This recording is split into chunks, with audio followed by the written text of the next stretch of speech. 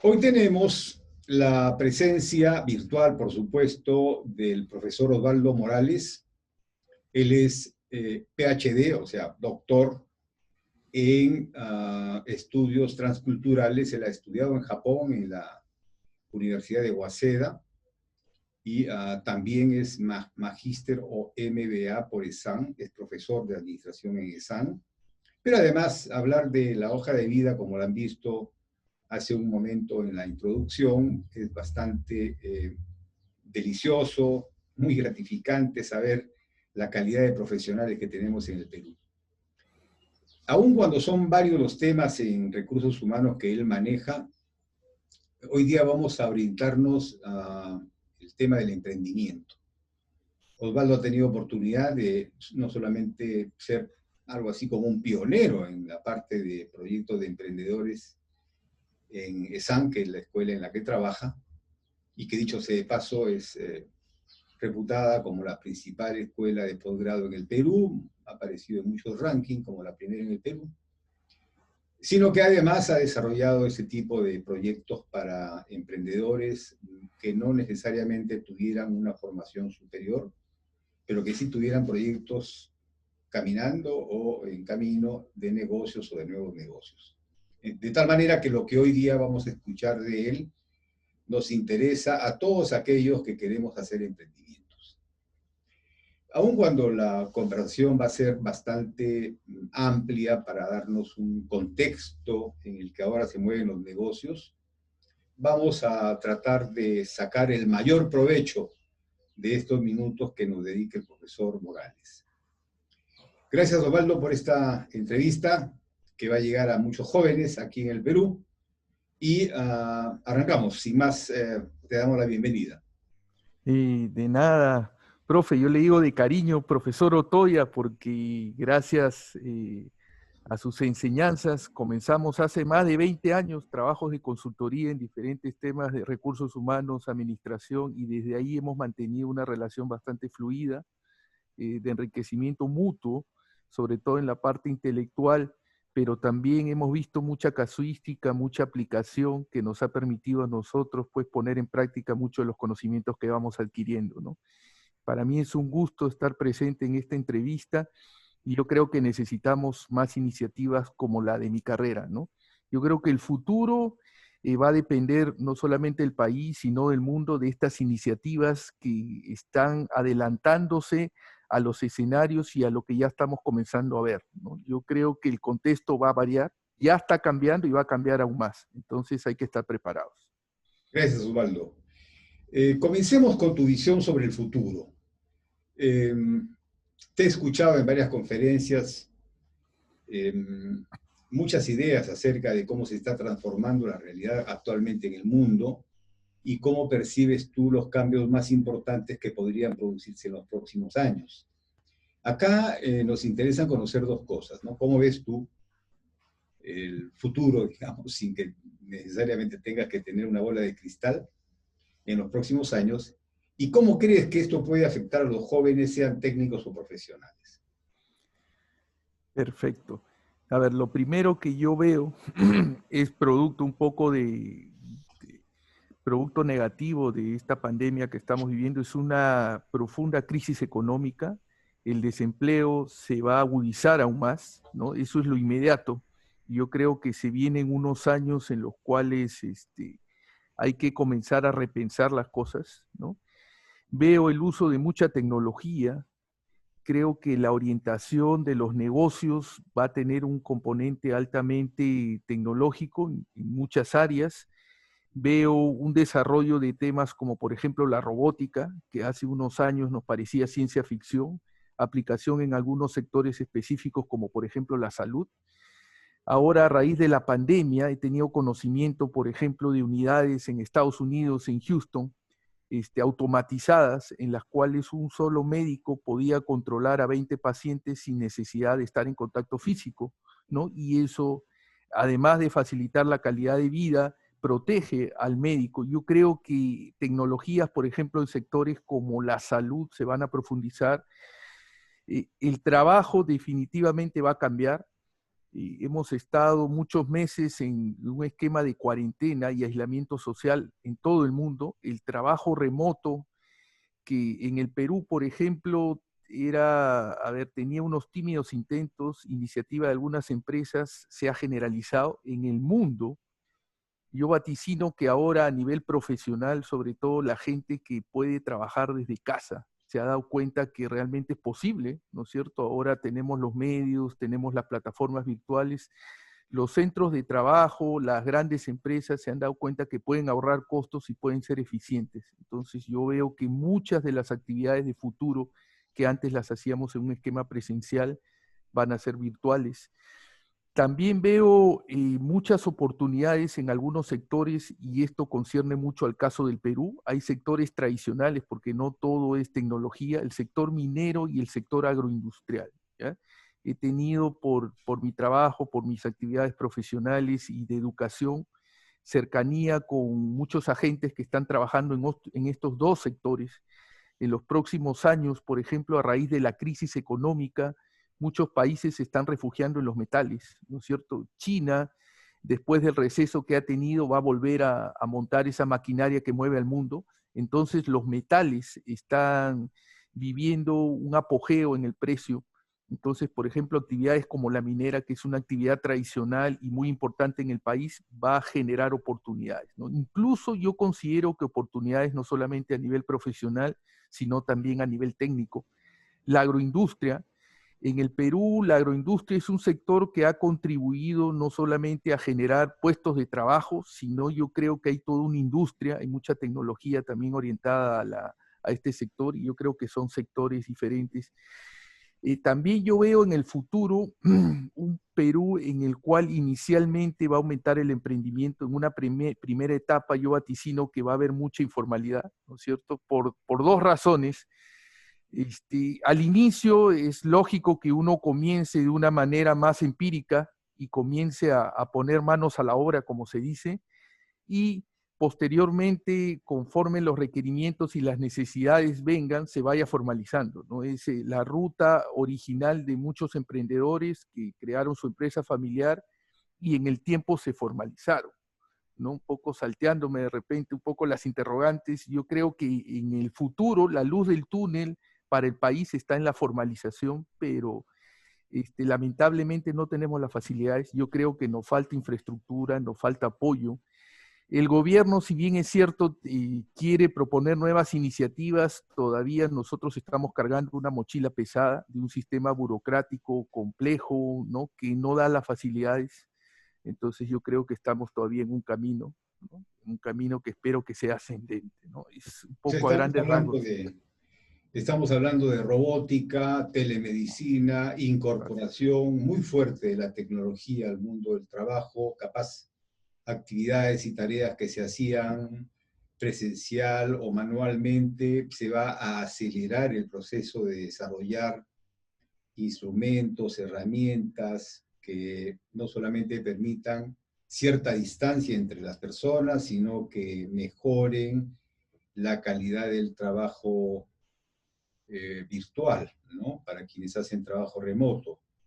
sí, Leía justamente uno de estos días que ya están sacando un software y que algunas compañías de reclutamiento ya están utilizando software de reconocimiento a través de inteligencia artificial en los procesos de entrevista virtual. Obviamente se veía venir eso hace varios años, pero a lo que me refiero es que estas cosas han acelerado el interés definitivamente. por cerrar esos proyectos y ponerlos disponibles para la gente. Pero también han mencionado temas como telemedicina, y bueno, obviamente eso va a tener un gran impacto en la mejora de la salud. Ojalá que podamos incorporar rápidamente los temas de telemedicina, porque eso significará que podremos atender primariamente, o por lo menos en el nivel más inmediato, a mucho más gente que la que ahora esto llega, ¿no? Estos programas llegan. ¿Cómo crees que este mundo va a afectar eh, a los jóvenes? Dos preguntas en particular, ¿cierto? Eh, ¿Crees que se han abierto nuevas oportunidades o prevés que se van a abrir nuevas oportunidades para los jóvenes emprendedores en el futuro? A ver, yo creo que definitivamente, debido a la situación, no solamente van a haber oportunidades para los jóvenes, sino que va a haber la necesidad de que muchos jóvenes que están perdiendo sus puestos de trabajo, entre comillas, ¿no es cierto?, que dependían de una planilla, tengan que pasar a ser emprendedores. Le doy un dato, profesor. Nosotros en ESAN formamos parte del estudio GLOB, y también formamos parte del estudio YEN, ¿no? Y este último particularmente es el Global Entrepreneurship Monitor, que, como su nombre indica, monitorea las actividades o el crecimiento del emprendimiento a nivel mundial, ¿no? Y revisando el último estudio que nosotros en ESAN formamos parte el 2018 y el 2019, encontré datos bastante interesantes, ¿no? Algunos de los datos que quiero aprovechar para compartir en esta entrevista: cuando nosotros analizamos el emprendimiento, ya hablando en el caso del Perú, ¿no es cierto?, hay dos clases de emprendimiento: el emprendimiento por necesidad y el emprendimiento por oportunidad. El emprendimiento por necesidad, lógicamente, es personas que al verse sin empleo y no tener mejor opción, deciden emprender un pequeño negocio en una etapa inicial. Y el emprendimiento por oportunidad generalmente se asigna a personas que han tenido la oportunidad de identificar, ¿no es cierto?, una opción interesante. Muchos de estos emprendedores incluso tienen una preparación técnica o profesional. Más o menos, para que ustedes tengan una idea, a nivel del 2018-2019, el porcentaje de emprendedores por necesidad en el Perú rondaba el 23%, y el porcentaje de emprendedores por oportunidad el 53%, lo cual es un ratio interesante, porque se entiende que el emprendedor por oportunidad es una persona mucho más preparada y que ha tenido la oportunidad de hacer un análisis previo, ¿no es cierto?, de recibir los recursos suficientes para tener mayor éxito en un emprendimiento. Yo calculo que el efecto inmediato, ¿no? A nivel de Perú, por ejemplo, va a ser que esta tasa de 23% de emprendimiento por necesidad va a aumentar drásticamente y definitivamente va a superar seguramente al de oportunidad, porque vuelvo a repetir, mucha gente que pertenecía a una planilla de una empresa se está viendo de la noche a la mañana pues sin trabajo, entonces tiene que entrar al emprendimiento. Y esta foto se va a repetir a nivel mundial, ¿no? Cuando te refieres, Osvaldo, a este 23% que está tomando o que va a tener que tomar por necesidad algún Sí, proyecto de emprendimiento, o que ya, como estamos viendo a través de las redes, ya tiene un proyecto en marcha, eh, así. aun cuando sea pequeño, con respecto a que ese 23% es con respecto a todos los emprendedores, a la población, a que... Ese 23% es con relación a todos los encuestados que manifestaron que estaban iniciando un proyecto de emprendimiento en el Ya, país. Eso era solamente 2018-2019. Yo calculo que si pasáramos la encuesta para el 2020-2021, este número se va a duplicar o de repente va a aumentar, ¿no? Va a sí. pasar el 50%. De hecho, Ah, si la encuesta se aplicara ahora, bueno, sería interesante saber cuánto ha crecido este porcentaje, ¿no? Y que sin duda lo ha hecho, ¿no? Por lo que se nota claro, en las redes, que es una buena así es. fuente de información. Ahora, siempre me hablaron de una distinción, bueno, ahí he leído acerca de la distinción, aquel que entra a un emprendimiento por necesidad con respecto a aquel que Sí. lo hace por oportunidad. Normalmente un emprendedor no solamente tiene una idea o percibe una oportunidad, la identifica, sino que trabaja fuerte por llevarla a cabo Así es. y tiene esto que se llama este fuego prendido en el corazón, en sus emociones, que lo empujan a llevar a cabo un emprendimiento. ¿Y crees que hay alguna diferencia, aun cuando todavía no hay demasiados estudios? Yo escribí hace poco un poquito sobre el tema, bueno, no en realidad hace un poquito, fue el 2018, acerca de esos dos tipos de emprendimiento y encontraba que cada quien se explore, y si era por un tema de necesidad transitoria, era muy probable que se le caiga su emprendimiento apenas él entre a la ruta formal o le ofrezca un empleo. Entonces, alguien de alguna manera tiene que convencerse de que tiene las agallas para no solamente prender la llama del emprendimiento, sino sostenerla a lo largo del tiempo. ¿Qué piensas tú de eso? A ver, lo primero es que Me estoy refiriendo, Osvaldo, solamente para aclarar qué factores o atributos personales son vitales, ¿no? sí, Para sostener en el tiempo un emprendimiento. sí. A ver, lo primero, de repente, dejar en claro que el país, ¿no es cierto? Aprovechando esa pregunta sobre esos elementos, esos factores de personalidad que requieren los emprendedores, el país, el Perú, es un país de emprendedores. Hasta el año pasado nosotros nos encontramos más o menos en el puesto 5 a nivel de toda Latinoamérica y el Caribe, puesto 9 a nivel mundial.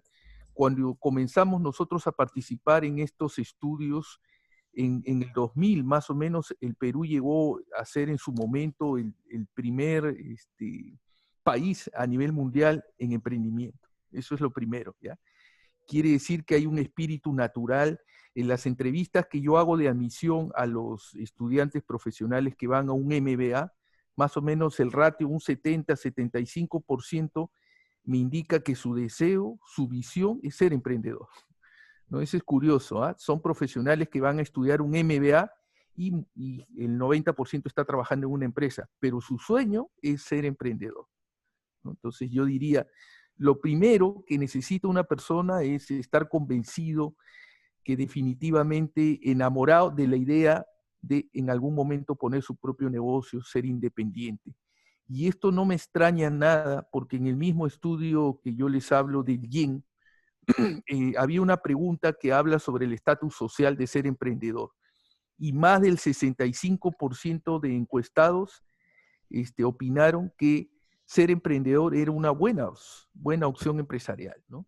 Yo les hablo, a ver, el caso que nosotros conocemos, un caso icónico en una industria como el tema de la comida, Gastón, ¿no es cierto? Gastón Acurio, que salió mucho en la televisión, en las redes sociales en su época, y produjo todo un cambio a nivel de gastronomía peruana, ¿no? Una cosa es la gastronomía antes de Gastón y otra cosa es después de Gastón, ¿no? Gastón no solamente fue un emprendedor, sino que movió toda una industria, ¿no? A raíz de eso, pues, se iniciaron todo un conjunto de cambios.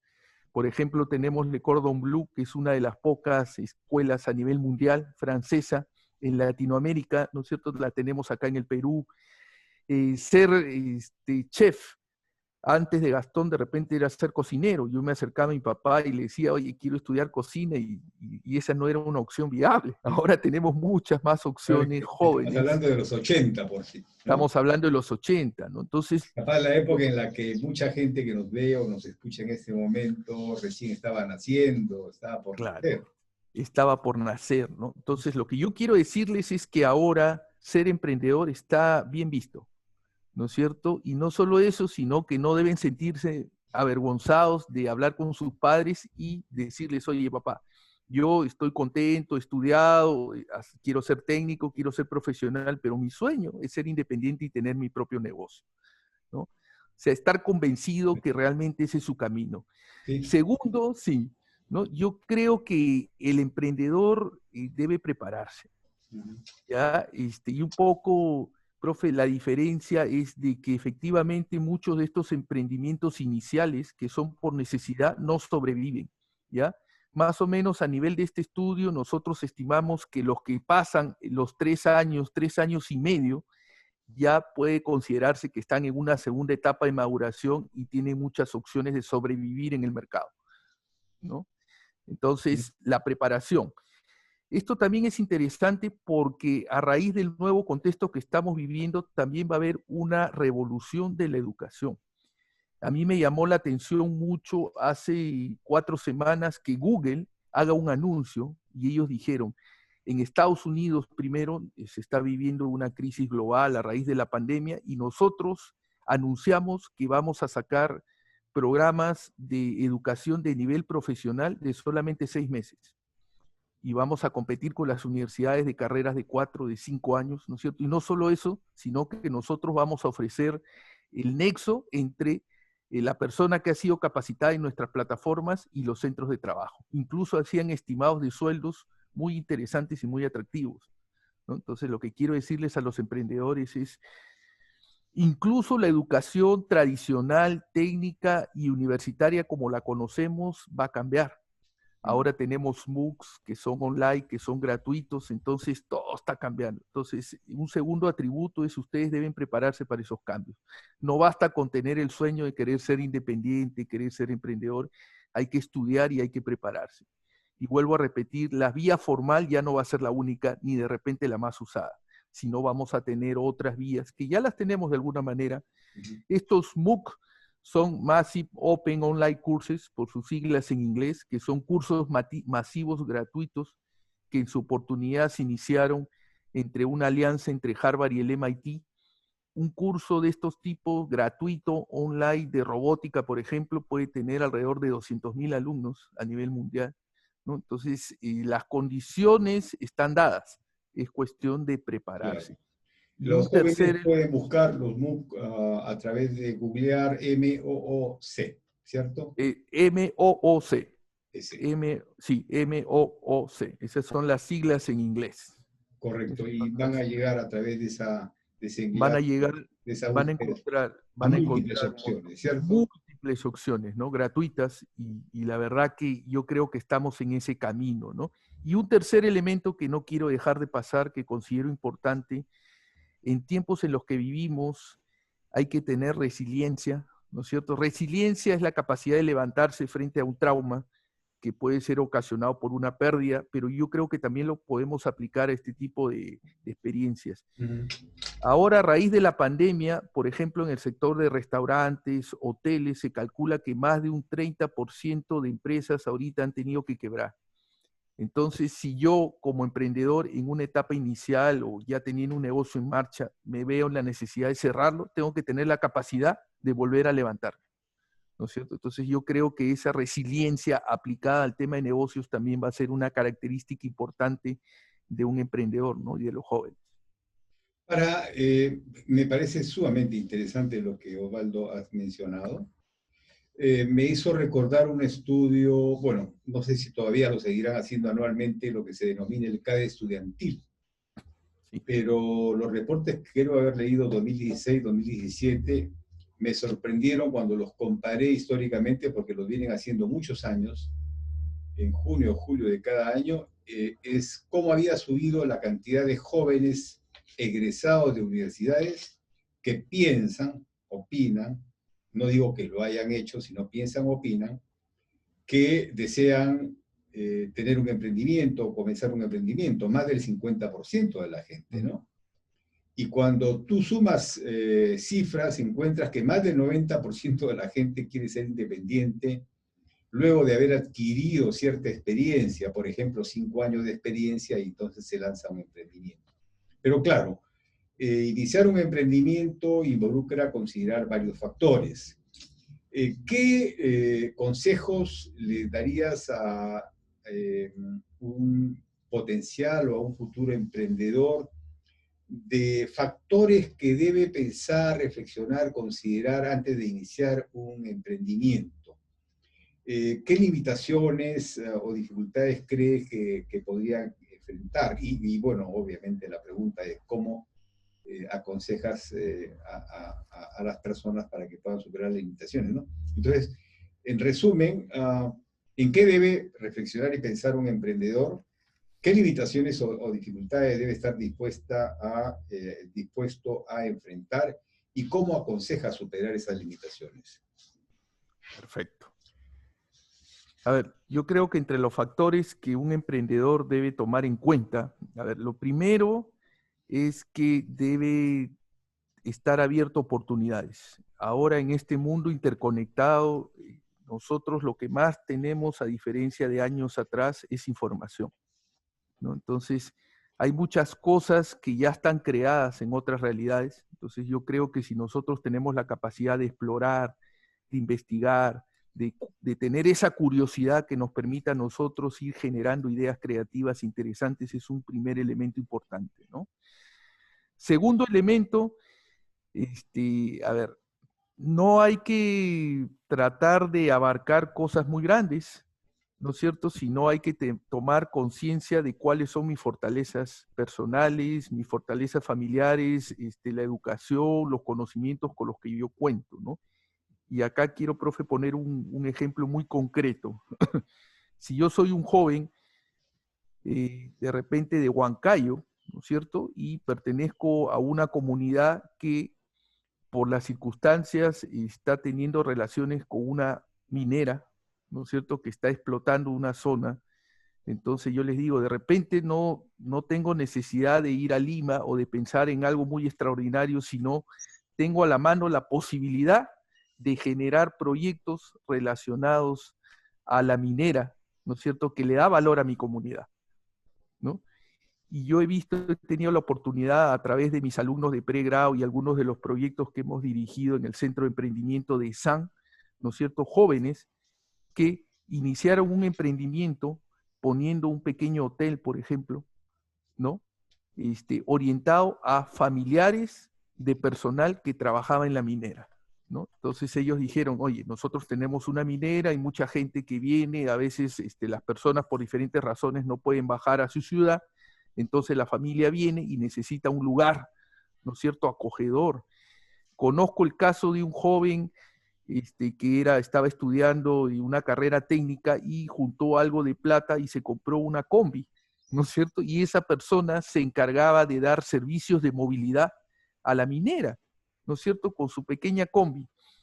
Los 2, 3 años que duró su carrera técnica, una vez que él acabó su carrera técnica, ya se había convertido en un pequeño empresario que manejaba una pequeña línea de transportes, ¿no es cierto?, relacionado a la minera, ¿no? He visto también casos, miren qué interesante, este es el caso real, ¿no?, de un obrero que trabajaba para la minera. Esta persona no tenía una educación formal, pero tenía una habilidad, un cierto carisma que le permitía hacer relaciones con sus compañeros de trabajo, ¿no?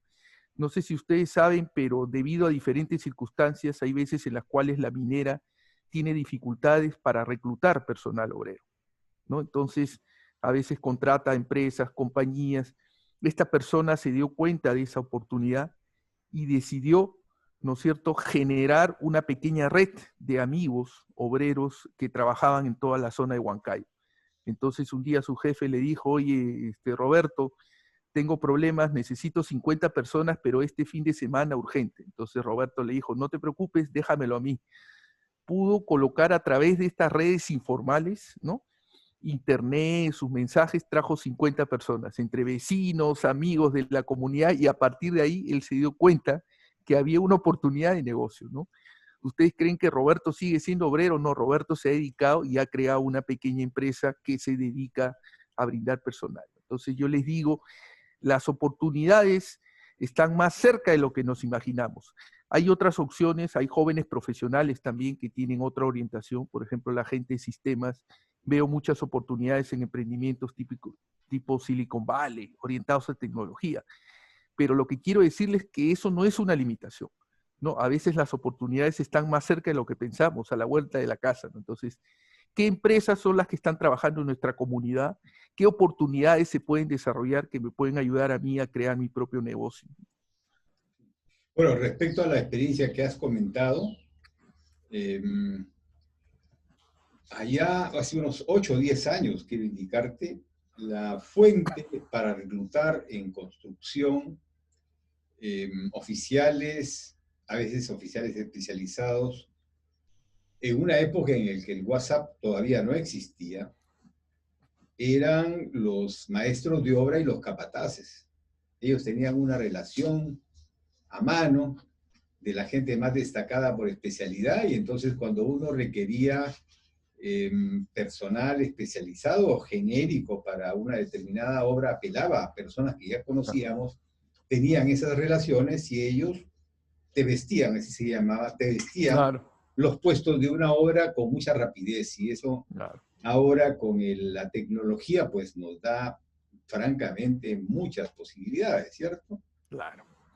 Ahora, en lo que tú acabas de mencionar, ¿no? A veces entendemos el emprendimiento como la obra de uno solo, cuando en realidad bueno, yo no solamente he sostenido y escrito, creo que no hay que buscarse en uno todas las virtudes y cualidades que requieres para hacer emprendimiento, ¿cierto? Así Y no es. debes reflexionar de las fortalezas que otros tienen como aliados tuyos o como socios, como asociados o como miembros de un equipo que lleva a cabo de un emprendimiento. ¿Puedes hablarme cómo es esta dinámica? Por supuesto, ¿no? A ver, yo creo que el emprendedor, hay un espíritu individual que nos mueve, pero la realidad y muchos estudios como el YEN nos han demostrado que los emprendimientos que logran pasar esta etapa inicial de los 3 años y medio y que tienen éxito, en el futuro tienen una serie de elementos adicionales. Y algunos de estos elementos adicionales son el equipo de trabajo, el apoyo con el que contó para poder consolidarse, ¿no? O sea, uno solo de manera difícil, ¿no es cierto? Es muy complicado poder llegar a lograrlo. Les pongo un par de ejemplos muy sencillos, ¿no? Una de las chicas que participó en uno de nuestros programas ejecutivos era una veterinaria. Miren, una veterinaria que decidió estudiar cursos de negocios porque se dio cuenta que necesitaba otras herramientas para poder ser efectiva y competitiva, ¿no? Y dentro de su experiencia, ella nos contó que acabó la carrera de veterinaria y no conseguía trabajo, ¿no? Entonces, encontró en unos tíos, ¿no es cierto?, unos aliados que ella no se imaginaba, ¿no? Los tíos tenían un inmueble en una zona céntrica de la avenida Aviación que las personas que lo alquilaban lo habían desalojado y tenían problemas para alquilarlo. Entonces llegaron a hacer un contrato, ¿no? En términos técnicos se llama un joint venture o aventura conjunta, pero más allá del término técnico, lo importante es que ellos, sin saberlo, llegaron a una alianza. Ahora ella tiene su veterinaria y los tíos se han convertido en socios y ganan mucho más de lo que ganarían alquilando. Les pongo otro ejemplo a nivel profesional. Tengo el caso de un grupo de tesis de SAN, ¿no? Uno de ellos es un ingeniero de sistemas, la otra persona es un economista, y si no me equivoco, hay un tercer miembro, creo que es administrador de empresas. Ellos se juntaron en el MBA y decidieron trabajar una tesis, y la tesis consistía en una plataforma virtual que permitía unir a las personas que buscaban un crédito a plazo fijo con las entidades financieras, ¿no? Generalmente, cuando nosotros estamos buscando buenas condiciones, tenemos que pasearnos banco por banco y negociar de alguna manera con los sectoristas, ¿no? Lo que ellos hicieron fue juntar a ambos personajes en una plataforma en línea. Entonces el usuario podía fácilmente comparar las condiciones que te ofrecían todos los bancos, ¿no? Y decidieron generar un emprendimiento y ahora les va muy bien, ¿no? A raíz de este emprendimiento han salido otros emprendimientos similares, como por ejemplo Compara Bien, que te permite comparar las tasas de diferentes entidades, incluso las que te paga la AFP, lo que te paga el banco por diferentes tipos de ahorro, ¿no? Entonces, en otras palabras, para yo poder tener éxito necesito un soporte, necesito un equipo, ¿no? Solo no se puede llegar lejos, ¿no? O sea que uno tiene que buscar asociados y capaz tener de tener esa oportunidad, ¿no? Para poder hacerlo bien, ¿no? O Sí, por lo menos sí, para ¿no? poder llevar a cabo sus proyectos. Ahora, justamente sobre esos temas vamos a entrevistar próximamente a uno de los ingenieros electrónicos más destacados que está trabajando en un proyecto en Centroamérica para todo Centroamérica, el Caribe y Florida en Estados Unidos, y que nos va a hablar bastante de tecnología, yo sé, de paso, Ah, y qué que hay interesante. unas grandes oportunidades, ¿no? Eh, Osvaldo, ¿tú consideras que es importante para un emprendedor formalizarse, o sea, trabajar dentro del arreglo de la ley? Me refiero a tener la posibilidad de emitir comprobantes de pago, ¿no? Etcétera. Sí, a ver, ¿Qué yo estoy, ventaja les ofrece eso? ya, yo lo que he visto es que muchos de los emprendimientos se inician de manera individual hasta informal, pero hay un momento en el que un emprendedor tiene que decidir, tiene que tomar una decisión trascendental en la vida de su negocio. ¿quiero seguir siendo pequeño o quiero entrar a competir en la liga de empresas medianas y posteriormente en empresas grandes? La única manera, el único camino es formalizarse, ¿no? Entonces, vuelvo a repetir, para mí, en la etapa de convertirte en un negocio consolidado y tú poder acceder a licitaciones, a empresas mayores, el único camino es formalizarse. El caso que pusiste como ejemplo de Huancayo, esa persona tuvo que tener un RUC, una Exactamente. factura, si no, no iba a poder. Si no, no iba a poder, ¿no? Ahora, miren, el Estado, si bien es cierto, a veces es como un elefante que le cuesta moverse, yo creo que hay iniciativas interesantes.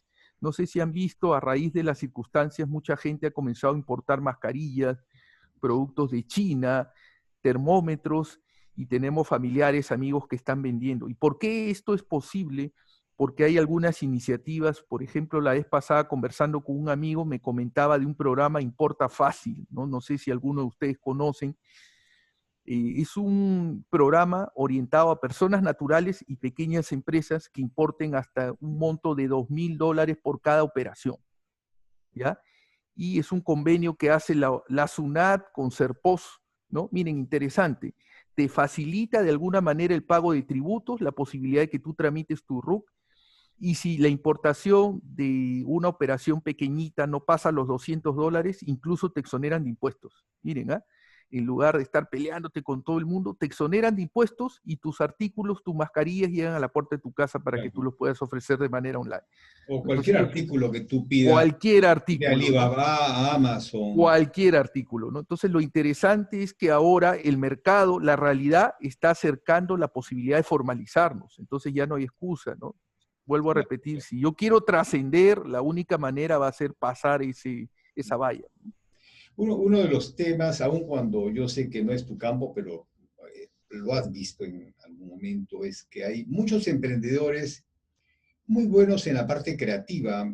Estoy pensando todo el arte que he visto en la sierra y en la Amazonía peruana, o en partes de la costa, en realidad en una buena parte de la costa. Pero esos productos no se pueden vender más que en el ámbito inmediato, cuando llegan los turistas, porque carecen de forma de distribución, ¿no? Sí.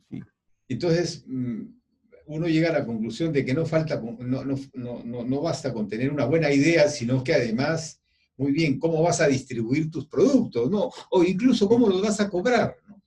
Porque ahora, digamos, con tanto vendedor en la red, las personas son más cuidadosas, ¿no? Al comprar y asegurarse de que se trata de un vendedor confiable, ¿no? Y seguramente esos compradores van a requerir en algún momento comprobantes de pago, como una manera de expresar, reflejar, demostrar que son formales y que son confiables, ¿no? Sí. ¿Qué recomendarías tú en la parte de distribución? ¿Cómo llegar a más gente? Ya, a ver, yo lo que quiero es ilustrar esta respuesta con otro ejemplo personal. Yo estaba estudiando en Japón mi doctorado, estamos hablando del 2005, 2006, y bueno, entre otras cosas veía temas de emprendimiento y dije, oye, no, yo que estoy en temas de emprendimiento, estoy acá en Japón, voy a aprovechar para hacer un pequeño emprendimiento. Aproveché $500 que yo recibía de la beca y mandé al Perú y dije, la plata en Japón, ¿no es cierto? Por una joyita de eso, por darles un precio, acá tú pagas hasta $200, $300 en Japón. Yo, en la artesanal en Lima, cualquier artesano me lo puede vender a $20. Entonces yo dije, oye, qué interesante, voy a invertir $500 y voy a traerme unas joyitas y las voy a vender en Japón, ¿no? Entonces me mandé a traer mi cajita de $500, llegaron las joyas y ahí comenzaron los problemas, ¿no? Yo dije, bueno, estoy en Japón, qué interesante. Lo primero que me di cuenta es que las joyitas eran como por decirles 20 aretitos, collarcitos, no eran todos iguales. Y yo dije, ¿por qué no son todos iguales? Bueno, porque son productos de artesanos, ¿no es cierto? Entonces yo dije, ¿y ahora cómo hago para ofrecerle a una tienda japonesa convertirme en su proveedor? ¿No es cierto? Me fui a visitar las tiendas y dije, primero no, me dijeron, señor, ¿usted es formal? ¿Tiene alguna autorización para importar productos de Japón? Segundo, me di cuenta que muchos de estos dibujitos eran tumis o cositas interesantes, que eran interesantes como un souvenir, pero cuando yo comencé a visitar las vidrieras japonesas, me di cuenta que ellos preferían adornitos muy chiquitos, muy pequeñitos, muy delicados y muy delgados, que eran hechos por maquinarias especializadas que te permitían hacer productos en serie, ¿no? Entonces, yo con esta experiencia, mire lo interesante, yo al final tuve que regalar algunos a mis amigos japoneses como souvenir y el resto lo vendí en un mercado de pulgas, ¿no?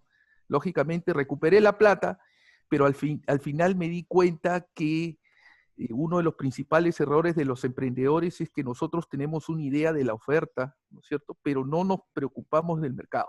Entonces es al revés, hay que ir al mercado y después comenzar a desarrollar todo el proceso, ¿no? Muy Yo bien. tenía la idea de un negocio interesante, pero cuando llegué allá me di cuenta que la realidad es diferente. Entonces, este proceso te ayuda a entender que hay cosas Excelente.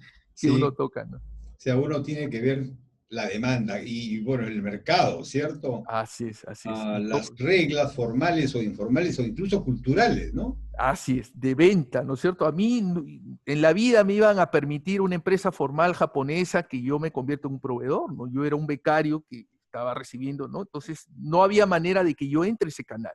Claro, Entrar a un canal formal e internacional tiene un costo, hay un aprendizaje y hay reglas que uno tiene que conocer. El gusto japonés no es el mismo que nosotros tenemos. Estaba en Japón y un día pues llevé unos de estos dulces peruanos que nosotros tenemos con maja blanco, los invité entre mis amigos japoneses y casi les da un ataque de azúcar, ¿no? Ellos no estaban acostumbrados a comer dulces tan dulces, valga la redundancia, como nosotros. Ahí te das cuenta que el mercado, sobre todo a nivel internacional, es diferente, no ¿no? tenían Entonces, su octágono de alto nada, nada. en azúcar. Entonces, la clave, creo yo, está en el mercado, antes de la oferta, ¿no? Ya. Más allá de los sueños que tengamos nosotros, hay que ver las oportunidades en el mercado, hay que comenzar al revés.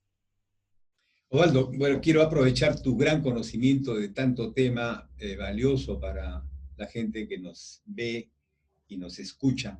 Eh, um, Mucha gente ahora está obligada a trabajar en casa, ¿cierto? Y esto está motivando que la casa, el hogar, sea vista de otra manera, ¿no?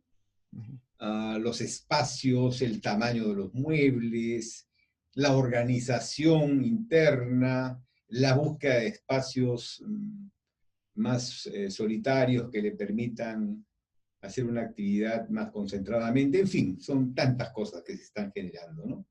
Y bueno, estamos hablando de espacios que no necesariamente son muy grandes aquí en el país, ¿no? Un emprendedor normalmente, bueno, la tasa del emprendedor que trabaja desde casa y hace sus cosas en casa es muy alta y seguramente va a aumentar y ha aumentado en estos meses, ¿cierto? De cosas que... Así ¿Qué es. recomendarías? Está fuera un poco No, digamos, de las cosas que yo te escucho habitualmente, pero justamente no hemos tenido ocasión de conversar sobre este tema, de cómo adecuar el nuevo emprendedor, la emprendedora a un nuevo espacio vital, ¿no? Que es el hogar.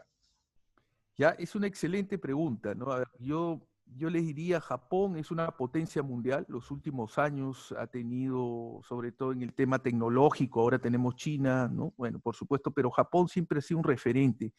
Cuando yo llegué a Japón y me alojé primero en un dormitorio de estudiantes, yo vivía en 10 metros cuadrados y ahí hacía toda mi vida.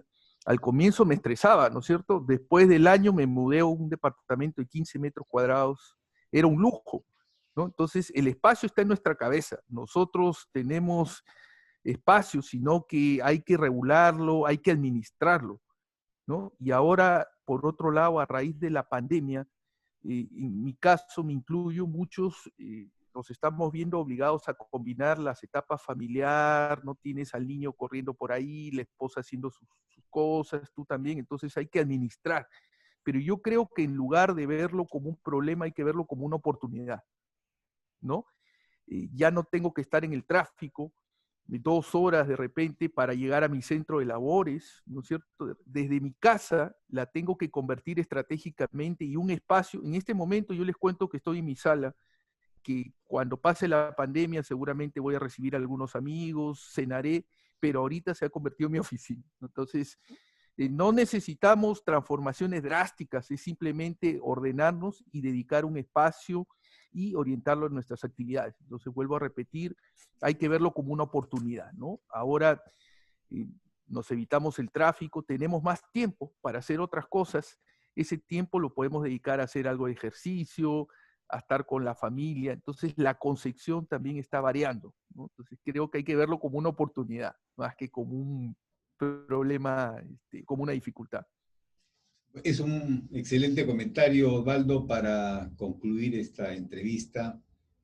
Eh, Aun cuando muchas veces hemos conversado, no dejas de sorprenderme con, primero, la claridad con la que expresas las ideas y sobre todo los ejemplos que acompañan esas ideas. Estoy seguro de que esta entrevista va a ser de gran utilidad para quienes tengan la oportunidad de verla y vamos a tratar de que la vean muchos. Y así temas como el tuyo los vamos a tratar en el futuro con personas, cada uno en su especialidad, aun cuando en tu caso, pues esa percepción, no solo, esa amplitud de percepción y el hecho de que has vivido en distintos tipos de culturas te hace bastante más especial, ¿no? Tú has estado buen tiempo en España también haciendo tu maestría de regulación pública, ¿no? Uh-huh. Y bueno, no vamos a hablar ahora de la cultura española, pero ya más adelante creo que podemos capitalizar algunos de tus ejemplos. Te agradezco mucho la dedicación, Osvaldo, sé de tu vocación docente y tu deseo como el nuestro de ayudar a jóvenes emprendedores, en general a profesionales o a técnicos o a familias, hombres y mujeres, ¿no? De tal manera que tu contribución es muy grande, la percibo como muy grande al propósito que nos hemos, digamos, enfocado en este momento. Gracias, Osvaldo, hasta una nueva oportunidad.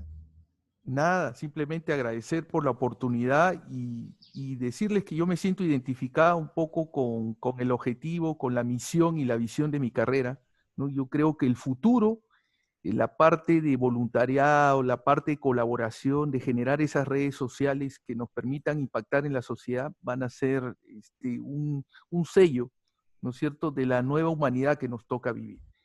Y Bien. yo ya estoy comprometido, por favor, quisiera que ustedes van a poder recibir mi correo electrónico, ver mis datos de contacto para cualquier consulta, siéntanse libres de hacérmela llegar, ¿no? Gracias. Gracias, Osvaldo. Hasta una nueva oportunidad. Muchas gracias. Un fuerte abrazo y estamos en contacto.